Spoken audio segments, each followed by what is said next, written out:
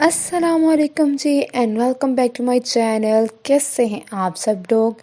आज की वीडियो में हम एक बहुत ही इम्पोर्टेंट टॉपिक पे बात करेंगे कि how to develop a positive mental attitude. देखिए, लाइफ में नेगेटिव लोगों को कोप तो करना है, लेकिन उसके साथ साथ पॉजिटिव रहना भी बहुत ज़रूरी है। देखिए, पॉजिटिव अप्रोच जो है ना, वो एक हेल्दी, हैप्पी और मोटिवेटेड लाइफस्टाइल के लिए बहुत ज़रूरी है। इसके बहुत सारे स्टेप हैं, आप लोग कहीं नोट करना चाहे तो नोट कर ले, नहीं तो ये वीडियो 2-3 बार देखें, समझ आ जाएगी। स्टेप नंबर 1 है love your self like your self. देखिए, जब तक आप खुद से मोहब्बत नहीं ना करेंगे, तब तक आप पॉजिटिव हो ही नहीं सकते।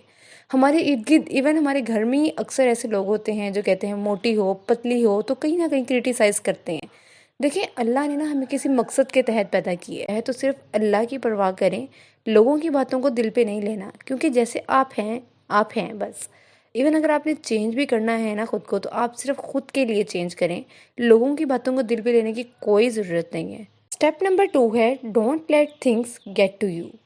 देखिए, मैंने आपको बताया कि हमें दुनिया में कई ऐसे लोग मिलेंगे जो पर्सनल टॉन्ट करेंगे। आपने भी ये करना है आइंदा से कि सिर्फ एक अच्छी सी स्माइल लेनी है और वहां से उठ के चले। देखिए, वो बंदा एक्सपेक्ट करेगा कि हम आगे से बहस करें, गुस्सा करें, तो आपने इस तरह का बिल्कुल भी नहीं करना है, क्योंकि फिर उसमें और आप में फ़र्क क्या रह जाएगा। ऐसा तो हो ही नहीं सकता, बहुत मुश्किल है कि आप दोबारा उस बात को ना सोचें। लेकिन एक कान से सुने, दूसरे कान से निकाल दें, इतनी इंपॉर्टेंस ही ना दें और ना ही उस बात को दिल पे लें। स्टेप नंबर 3 है बी काइंड टू अदर्स। देखिए, मैं आपको एक छोटी सी एग्जांपल दूँ। जैसे मेरे घर में हेल्पर है, तो अगर उसकी किसी दिन तबीयत नहीं ठीक होती है, तो मैं उसे कहूँगी कि छुट्टी कर लो, बजाय ये कि मैं उसे कहूँगी कि नहीं, तुम आओ और सफाई करो। एक एक दिन अगर मेरे घर में सफाई नहीं भी होगी, या मैं खुद भी कर लूँगी सफाई, तो इससे कोई फ़र्क नहीं पड़ जाएगा, उसको रेस्ट मिल जाएगा। और देखिए, ज़िंदगी में ना गिव एंड टेक होता है। आज मैंने उसको मार्जिन दिया है, छुट्टी दी है, रेस्ट दिया है, तो कल वो इससे बढ़ के मेरी मदद करेगी। और सेम इसी तरीके से specially be kind to your kids. अक्सर लोगों को मैंने देखा है कि अपना गुस्सा बच्चों पे निकालते हैं। गुस्सा किसी पे होता है, आके बच्चों को डांट दिया, बच्चों की पिटाई लगा दी। तो be kind to your kids. इसका सबसे बड़ा फायदा पता क्या है कि आप खुद खुश होते हैं, आपको इनर सेटिस्फेक्शन होती है, आपका दिल मुतमईन होता है, आप सुकून से खा पी सकते हैं, सो सकते हैं, स्पेशली आपको सुकून की नींद आ सकती है। स्टेप नंबर 4 है don't beat yourself up. देखिए, क्या होता है, अक्सर हम लोगों के इर्द गिर्द भी ऐसे होता है कि जो हमारे पास्ट की बातें होती हैं, फेलियर्स होते हैं, उनको हम अपने जहन में रखते हैं, रिपीट करते जाते हैं, और हमारी मेंटल हेल्थ उतनी ख़राब होती जाती है।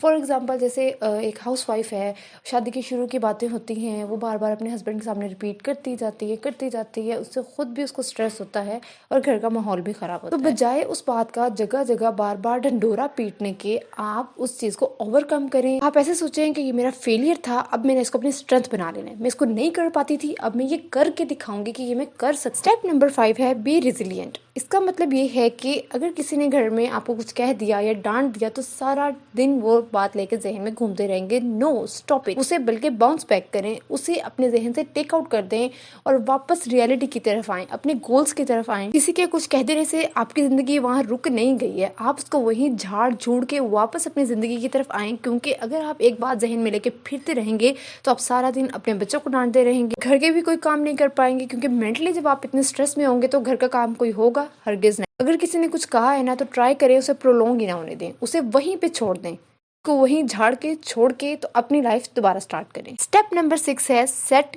Reachable goals. देखिए, ऐसे गोल सेट करें जिनको आप रीच कर सकें। फॉर एग्जांपल, जैसे न्यू यूट्यूबर्स होते हैं, वो तभी ख्वाब देखने लग जाते हैं कि हमारी कुछ महीनों बाद ही वीडियो वायरल हो जाएगी और हम मिलियनर बन जाएंगे। तो ऐसा नहीं होता है। देखिए, बहुत ज़्यादा मेहनत करनी पड़ती है।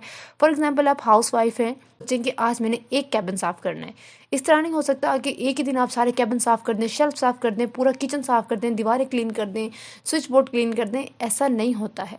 आप थक जाएंगे और फिर अपनी जो थकन है, जो उसका गुस्सा जो है, फिर वो घर वालों पे निकालेंगे। पहली रात को लिख लें कि मेरा अगले दिन का ये गोल है, और उस दिन उस गोल को पूरा करें, और रात को अपनी डायरी पे मार्क कर दें कि ये काम मेरा हो गया। तो यकीन करें, बहुत खुशी होती है। The next step is be grateful for the good things in your life. देखिए, परेशानियां हर एक की ज़िंदगी में है, दुख हर एक की ज़िंदगी में है, कमी हर एक की ज़िंदगी में है, लेकिन अगर आप शुक्र अदा करें कि अल्लाह ताला ने हमें नॉर्मल बनाया है, हमारे बच्चों को नॉर्मल बनाया है, हमें एक खुशगवार ज़िंदगी दी है, लाइफ पार्टनर बहुत अच्छा दिया है, माँ बाप हैं ज़िंदगी में, आपके बहन भाई हैं और केयरिंग है, ख्याल रखने वाले लोग हैं इर्द गिर्द आपके, तो इस चीज़ का आप शुक्र अदा करें। और ज़िंदगी में शुक्र अदा करना सीखें। हम लोग कहीं भी जाते हैं, वहाँ पे देखते हैं कि कहीं भी लोग परेशान हैं, कभी किसी तरफ से परेशानी है, माल की तरफ से परेशानी है, औलाद की तरफ से परेशानी है, ज़हनी सुकून की तरफ से परेशानी है। तो उनको देख के दिल में इतना आता है कि या अल्लाह तेरा शुक्र है कि तूने इतनी अच्छी ज़िंदगी दी है। आप लोग क्या किया करेंगे, घर में हेल्पर रखी होती हैं तो उन हेल्पर्स को बिठाया करें, उनके घर की सुना करेंगे उनके घर में क्या हाल चाल चल रहा है। इससे एक तो ये कि आप खुद यकीन करेंगे, इतना दिल में आता है कि या अल्लाह तूने हमें इस काबिल समझा कि हमें हर एक नेमत से नवाजा है। और दूसरी बात ये कि फिर हम उनकी मदद करने का वसीला बनते हैं, तो हम इस काबिल होते हैं कि हम किसी की मदद कर सकें। ये कितनी बड़ी बात है ना कि अल्लाह ने आपको वसीला बनाया कि आप किसी की मदद कर सकें। 1000-2000 उनके लिए बहुत बड़ी बात होती है। इवन आप उनके महीने की फ़ीस दे दें, कितनी बड़ी बात है। नेक्स्ट स्टेप है जी नमाज। जी हाँ, नमाज बहुत ज़रूरी है। आप पाँचों नमाज़ों का अपने ज़हन में रखें। जब आपका सारा ध्यान नमाज की तरफ होगा, इबादत की तरफ होगा, तो फिर आपके ज़हन में इस तरह के ख़यालात नहीं आएंगे।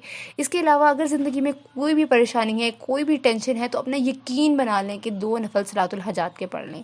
यकीन करें, मेरा भी इतना यकीन है ना इसके ऊपर कि वो उस मुश्किल का इस तरह से हल निकलता है कि फिर इंसान को पता ही नहीं चलता। Last step but not least, surround yourself with other positive thinkers. ये एक बहुत इंपॉर्टेंट पॉइंट है आफ्टर नमाज। मेरी कुछ गिनी चुनी फ्रेंड्स हैं, ये नहीं कि मेरी फ्रेंड्स नहीं है, मेरी बहुत ज़्यादा फ्रेंड्स हैं। व्हाट्सएप भरा हुआ है, फेसबुक भरा हुआ है, इंस्टाग्राम भरा हुआ है। लेकिन याद रखें कि हर कोई आपका दोस्त नहीं होता, लेकिन गिनी चुनी कुछ होती हैं जो आपके बहुत क्लोज होते हैं, जिनसे आपकी वाइब्स मैच करती हैं। आपको फील होगा कि she is the one, she loves me like I love हर। और सबसे पॉजिटिव पर्सनैलिटी माँ की क्या ही ज़ात है। मैं जब भी अपसेट होती हूँ फ़ौरन अपनी अम्मी को कॉल करती हूँ and she is always there for me. अल्हम्दुलिल्लाह अल्हम्दुलिल्लाह। अपने माँ बाप के लिए कि अपने माँ बाप की प्रेजेंस आपकी ज़िंदगी में है, इस चीज़ के लिए सबसे ज़्यादा अल्लाह का शुक्र अदा करें। मैं हर रोज़ ईशा की नमाज़ के बाद 2 नफल स्पेशली अपने माँ बाप के लिए पढ़ती हूँ। तो आप लोग भी ये अपनी रूटीन बना लें। सिर्फ इसलिए बताया है ताकि आप लोग भी ये सुन के इस तरह से अपने माँ बाप के लिए पढ़ना शुरू करें, उनकी सेहत और तंदुरुस्ती वाली ज़िंदगी के लिए। तो उम्मीद है कि ये वाली बातें, ये सारे स्टेप्स जो हैं आप लोग भी अपनी लाइफ में इम्प्लीमेंट करेंगे और करके देखें, बहुत ज़्यादा फ़र्क महसूस होगा। तो मुझे दें इजाज़त, फिर मिलते हैं अगली वीडियो में। अल्लाह हाफिज़।